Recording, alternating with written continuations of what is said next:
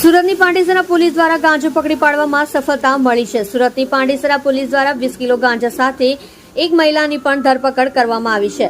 સુરતના પાંડેસરા પોલીસે બાતમીના આધારે પ્રેમનગર ભીડવાડથી એક મહિલાને ગાંજો વેચાણ કરતા ઝડપી લેવાઈ હતી, જેમાં પાંડેસરાની સર્વેલન્સ પોલીસ દ્વારા રેડ કરતા મહિલા પાસેથી 2 કિલો 500 ગ્રામ જેટલો ગાંજો, જેની કિંમત 2,01,000 જેટલાનો ગાંજો કબજો કર્યો હતો।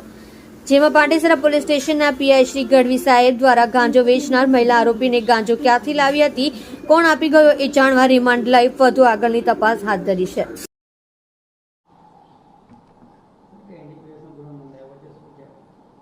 નો ડ્રગ્સ સુરત અનુસંધાને માનનીય શ્રી પોલીસ કમિશનર શ્રી અનુપમસિંહ ગેહલોત સાહેબ તથા સેક્ટર શ્રી ડામોર સાહેબ તથા ડીસીપી શ્રી ઝોન 4 તથા એસીપી એચ ડિવિઝન સાહેબના માર્ગદર્શન સૂચના મુજબ પાંડેસરા પોલીસ ટીમ નો ડ્રગ્સ બાબતમાં કાર્યરત હોય અને ડિસ્ટાફને એવી હકીકત મળેલી હતી કે પ્રેમનગર ઝુંપડપટ્ટી છે, ત્યાં કોઈ એક મહિલા છે જે ગાંજાનું વેચાણ કરી રહી છે।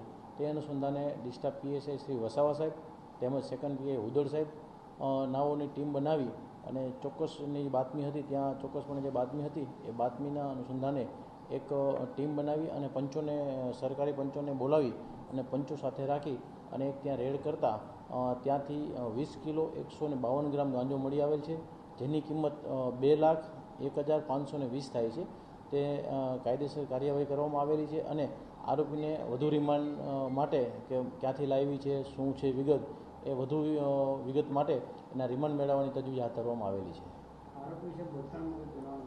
આરોપીનો ભૂતકાળમાં 2022માં કામરેજમાં એક ગુનો આરોપી ઉપર દાખલ થયેલો છે, તેમાં એ જામીન ઉપર છે।